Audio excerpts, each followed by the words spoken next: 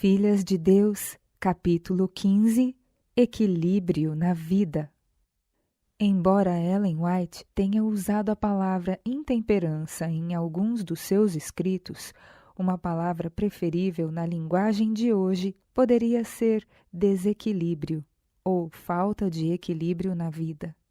Os princípios encontrados nos seguintes conselhos gerais podem aplicar-se a qualquer aspecto da nossa vida, desde reconhecer nossas limitações ao aceitar responsabilidades adicionais, até viver um estilo de vida mais simples, a fim de aliviar o estresse e a tensão da vida moderna e encontrar tempo para as coisas mais importantes. Novamente, a maior parte dos textos foi escrita para homens. Todavia, os princípios são igualmente aplicáveis. Equilíbrio necessário em cada fase da vida. O equilíbrio é um princípio da vida religiosa. A temperança em todas as coisas deve ser ensinada e praticada. Temperança no comer, no beber, no dormir e vestir é um dos grandes princípios da vida religiosa. A verdade introduzida no santuário da alma dirigirá o tratamento do corpo. Coisa alguma que diga respeito à saúde do ser humano deve ser considerada com indiferença. Nosso bem-estar eterno depende do uso que fizermos nesta vida de nosso tempo, força e influência. A falta de equilíbrio esgota as forças vitais.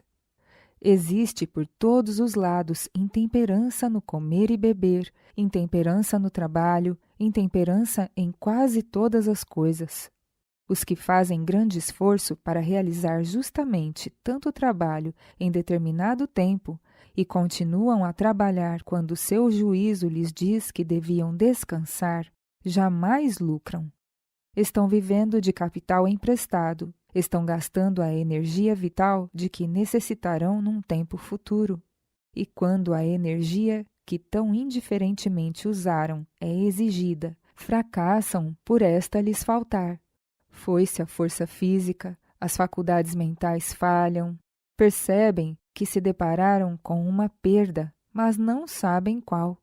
Seu tempo de necessidade chegou, mas os seus recursos físicos estão esgotados. Todo aquele que viola as leis da saúde deve a qualquer tempo sofrer em maior ou menor escala. Deus nos proveu da energia indispensável, a qual deve ser utilizada em diferentes períodos de nossa vida. Se negligentemente esgotarmos essas forças pela contínua sobrecarga, teremos sofrido perdas em algum tempo. Nossa utilidade será diminuída, quando não destruída a nossa própria vida. Como regra, o trabalho do dia não deve ser prolongado noite adentro.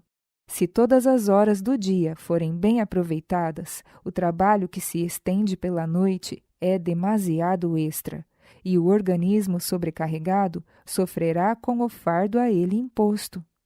Foi-me mostrado que os que isso fazem perdem às vezes muito mais do que ganham, pois suas energias são esgotadas e eles trabalham sob provocação nervosa. Talvez não percebam qualquer dano imediato, mas com certeza estão abalando sua constituição. Cautela quanto ao excesso de trabalho. Lembrem-se de que o homem tem de preservar o talento da inteligência dado por Deus, conservando a estrutura física em harmoniosa ação. É necessário o exercício físico para que se desfrute saúde. Não é o trabalho, mas o excesso dele, sem períodos de descanso, o que faz desfalecer as pessoas, pondo em perigo as forças vitais. Os que se excedem no trabalho logo chegam ao ponto em que trabalham como quem não tem esperança.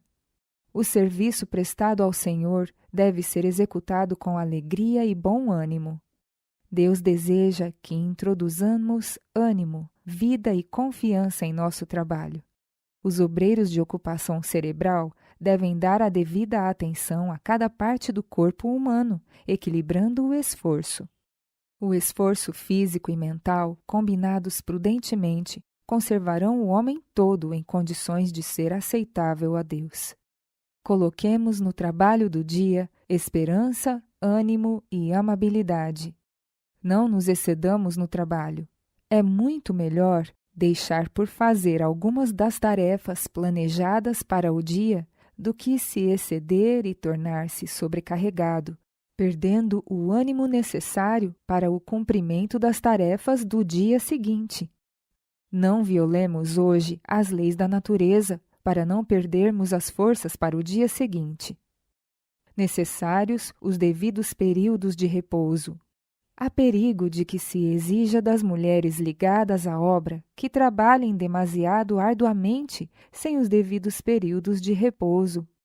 Tão rigorosa sobrecarga não deve ser colocada sobre obreiros. Alguns talvez não se prejudiquem, porém outros, que são conscienciosos, hão de por certo trabalhar em excesso. São necessários a todos períodos de repouso, e em especial às mulheres. Mentes bem equilibradas. Todas as faculdades da mente devem ser postas em uso e desenvolvidas, a fim de que homens e mulheres tenham uma mente bem equilibrada.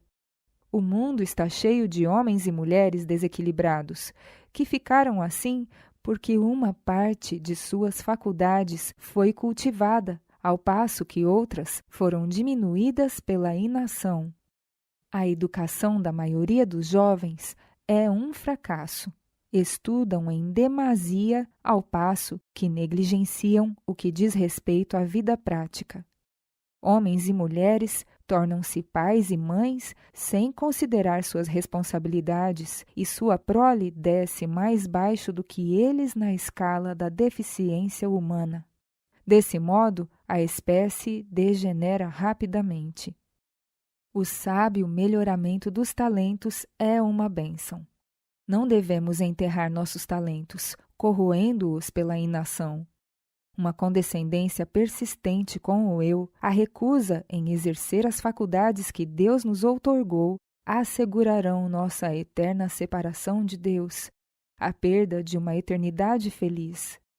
Esses dons nos são concedidos de acordo com nossa capacidade de usá-los, e o sábio desenvolvimento de cada um representará uma bênção para nós e trará glória a Deus. Cada talento recebido com gratidão é um elo na corrente que nos liga ao céu. Necessário o equilíbrio na administração do tempo. Devemos prestar estrita conta do nosso tempo. Nosso tempo pertence a Deus. Cada momento é seu e estamos sob a mais solene obrigação de aproveitá-lo para sua glória. De nenhum talento que nos concedeu requererá ele mais estrita conta do que de nosso tempo. Equilíbrio ao aguardar e trabalhar pela vinda do Senhor. Quando nos entregamos sem reservas ao Senhor, os deveres simples e comuns da vida doméstica serão olhados em sua verdadeira importância e cumpridos de acordo com a vontade de Deus. Toca-nos estar atentos, vigiando quanto à vinda do Filho do Homem, e precisamos também ser diligentes. É necessário trabalhar bem como aguardar. Deve haver uma união dos dois. Isso equilibrará o caráter cristão, fazendo-o bem desenvolvido, simétrico. Não devemos achar que podemos negligenciar tudo o mais e nos entregarmos à meditação, ao estudo ou à oração. Também não devemos ser tumultuosos, apressados, ativos com prejuízo da piedade pessoal. Devemos misturar a espera, a vigilância e o trabalho. Não sejais vagarosos no cuidado, sede fervorosos no espírito, servindo ao Senhor. Aperfeiçoamento próprio. Não negligenciar oportunidades de aperfeiçoamento. Caso o obreiro se haja consagrado plenamente a Deus e seja diligente em orar, suplicando força e sabedoria celestiais, a graça de Cristo será seu guia, e ele vencerá os próprios defeitos, tornando-se mais e mais inteligente nas coisas de Deus. Ninguém se aproveite disso, Porém, para ser indolente, para desperdiçar o tempo e as oportunidades e negligenciar o preparo essencial a fim de tornar-se eficiente. O Senhor não se agrada daqueles que, tendo tido ocasiões de obter conhecimento, negligenciam aproveitar os privilégios postos ao seu alcance. Coisas pequeninas tornam a vida um sucesso. É a conscienciosa atenção ao que o mundo chama de coisas pequeninas que torna a vida um sucesso. Pequenos atos de caridade, de abnegação, o dirigir simples palavras de auxílio, a vigilância contra pequenos pecados, isso é cristianismo. Um grato reconhecimento das bênçãos diárias, um sábio aproveitamento das diárias oportunidades, o diligente cultivo dos talentos a nós confiados, eis o que pede o Mestre. Carta a uma mulher egocêntrica. A seguinte carta foi escrita para a Flórida, Sra. Sidney Brownsberger, uma infeliz mulher cuja vida se desequilibrou por causa do egoísmo e da falta de autocontrole. Querida irmã Brownsberger, escrevi-lhe algumas coisas enquanto a reunião campal estava em andamento, mas, como lhe referi algumas dessas coisas, não as mandei. Minha mente está mais uma vez pesarosa. Sinto por você a mais profunda piedade e simpatia, porque você acha que sabe tudo a seu respeito. Você assume a posição fixa de que ninguém a entende e de que você é peculiar quanto ao temperamento e disposição. Deveria reconhecer que o Senhor a conhece melhor do que você mesma. Por ocasião da reunião campal, senti a intensa impressão de que você devia ser abençoada, confortada e fortalecida, o que lhe traria felicidade, paz e uma genuína alegria cristã diariamente. Para que isso acontecesse, eu sabia que você precisaria ter, de si e dos seus deveres, ideias mais claras do que já teve até aqui na vida. Sabia que você deveria ser uma mulher verdadeiramente convertida, e isso é exatamente algo contra o qual você tem argumentado, como se mudança alguma pudesse ocorrer em você. Você deve permanecer exatamente como é. Bem, tudo isso é uma ilusão, a menos que uma mudança muito grande ocorra com você, a menos que vença o eu e o egoísmo, a menos que esses acariciados traços de caráter sejam vencidos, você terá um caráter defeituoso, manchado, que não encontrará lugar no puro, perfeito e santo reino de Cristo. A obra está diante de você e de mim, e todos os que conquistam a vida eterna precisam vencer cada falta, cada erro, cada defeito de caráter. Consegue você perceber que é egoísta, que seus pensamentos têm a permissão de centralizar-se no eu? As coisas precisam ser do seu jeito e, a menos que sejam, você se sente completamente infeliz. Seu marido é mais atencioso com você do que a maioria dos homens o é com sua esposa. Ele tem feito exatamente as coisas que você não deveria, de forma alguma, ter permitido que fizesse, pois você mesma poderia e deveria tê-las feito, como sua parte do trabalho. Mas, por não serem tão amenas, tão agradáveis, você alegremente deixou com ele a sua realização quando teria sido para o seu bem fazer essas coisas sozinha. Agora tenho grande receio quanto a você. Sua situação atual será usada como desculpa no sentido de colocar um grande peso sobre seu esposo. Seus marcantes traços de caráter aparecerão. Seus pensamentos e simpatias se centralizarão no eu, não porque na sua situação pessoal sofra mais do que uma grande parte das mulheres, mas porque pensa mais na questão. Sua imaginação se ativará e você se esquecerá de que outros passam pelo mesmo sem uma queixa, sem esperar a compreensão dos outros, sem comodidades. Você, minha irmã, tem pouco autocontrole e não exerce a forte vontade que possui para controlar seus pensamentos e sentimentos. Dá vazão aos seus sentimentos quando as coisas não a satisfazem. Em resumo, você sofre de histeria. Isso é necessário? Vi que não era, mas que sua condição impede completamente qualquer coisa desse tipo. Você precisa dominar seus sentimentos com uma vontade firme e nunca permitir que esses espasmos nervosos obtenham a vitória sobre você. Você pode perguntar: como conseguir isso? Mediante um ponderado autocontrole. Seus sentimentos se melindram terrivelmente quando as coisas não saem de acordo com o seu desejo. Você não pensa em quanta perplexidade, ansiedade e aflição causa a seu esposo e lança todo o seu peso sobre ele, como se fosse esse o seu privilégio e dever, quando é de educação que você precisa para ser autossuficiente e altruísta, levando também os outros em consideração. Essa lição você precisa aprender. Você não precisa ter um desses ataques. Você está se condicionando para que eles se tornem uma temível realidade, uma segunda natureza, e quando as dores do parto chegarem, eles lhes sobrevirão e as condições que os produzem estarão além do seu controle. Mas você pode agora controlar essas condições e não precisa mais tê-los, assim como eu não preciso ficar assim aflita. Cabe a você mesma decidir se será uma mulher feliz ou infeliz. Você deveria ser aquilo que Deus deseja, uma mulher que tem confiança em si mesma. Digo-lhe agora, no temor de Deus, que precisa atentar menos para si.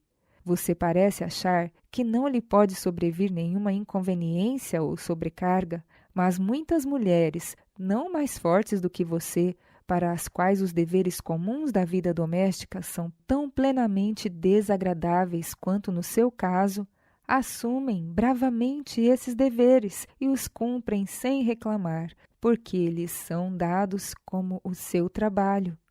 Atos de bondade, caridade e amor para com os outros a tornarão uma com Cristo e tirarão os seus pensamentos de si mesma. A prevenção contra a disciplina é sua, mas você não pode desfrutar integridade de caráter, que é a verdadeira santificação, a menos que se discipline firme e decididamente.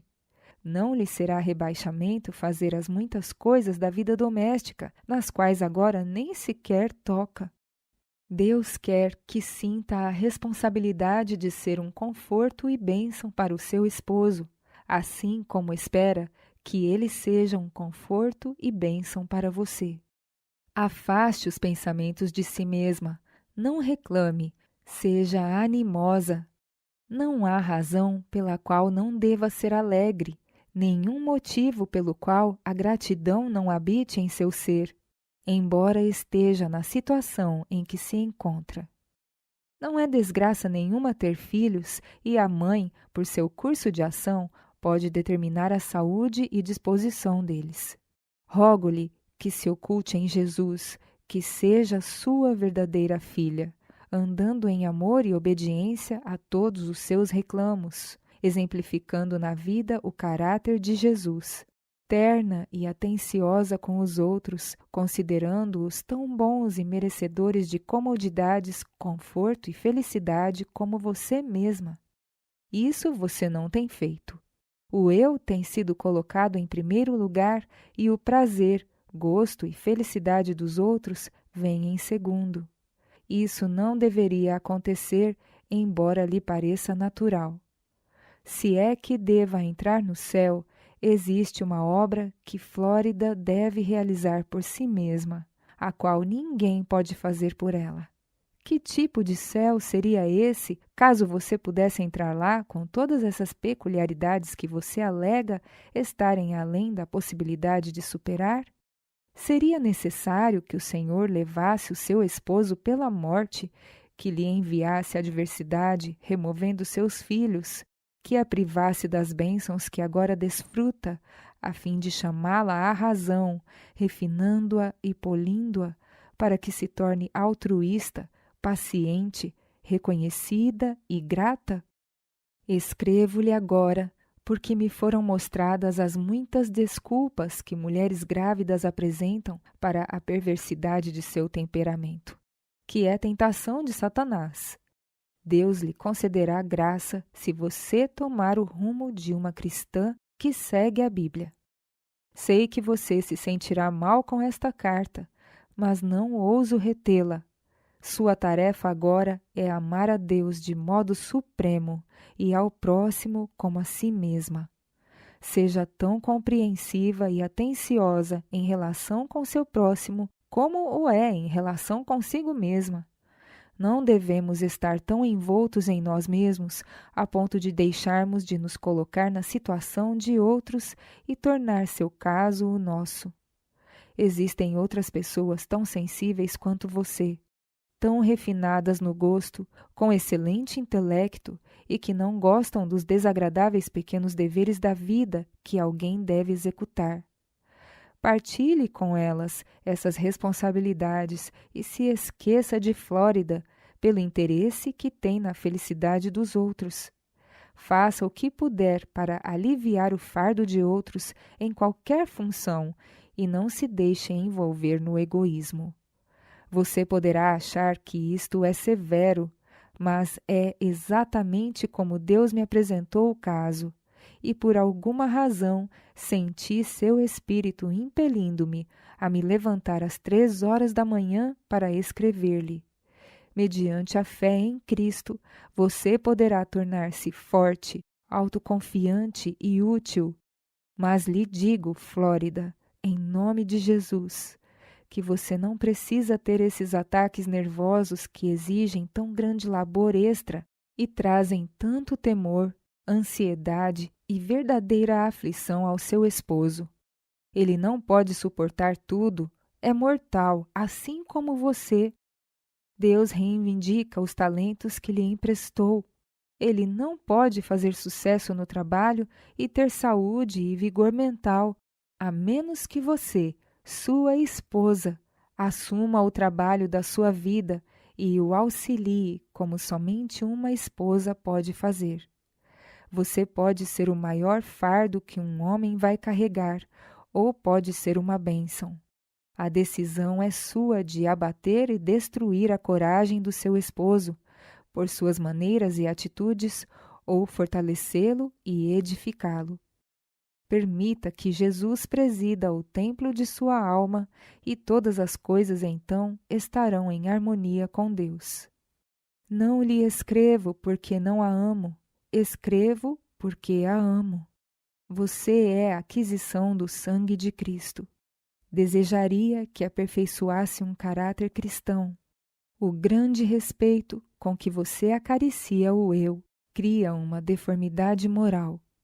Você nunca aperfeiçoará um caráter cristão enquanto não pensar menos em si e tiver uma opinião melhor acerca dos outros.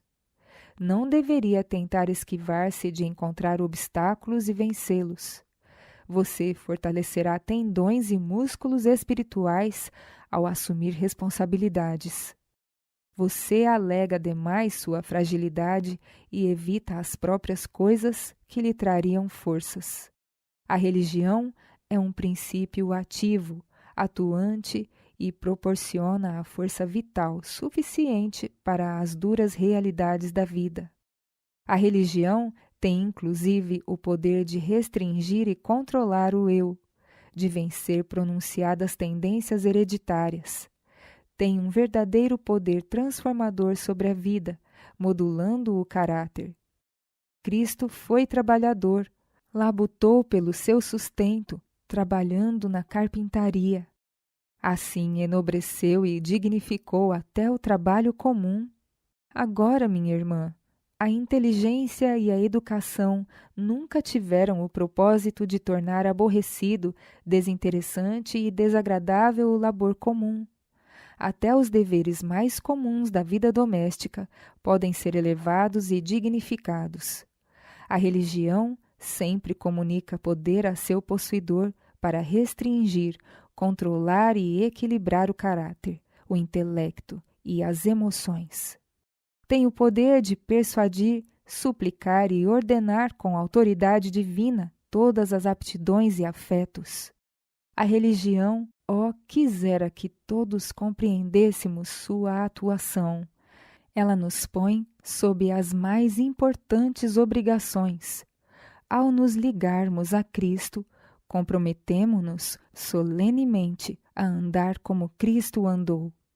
Quer comamos, quer bebamos ou façamos outra coisa qualquer, tudo deve ser feito com o eu fora de vista e tendo em vista a glória de Deus.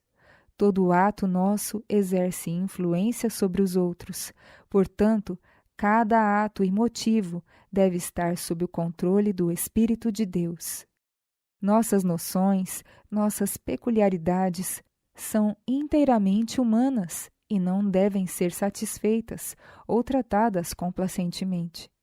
O próprio eu precisa ser crucificado, não de quando em quando, mas a cada dia, e o físico, a mente e o espírito precisam subordinar-se à vontade de Deus.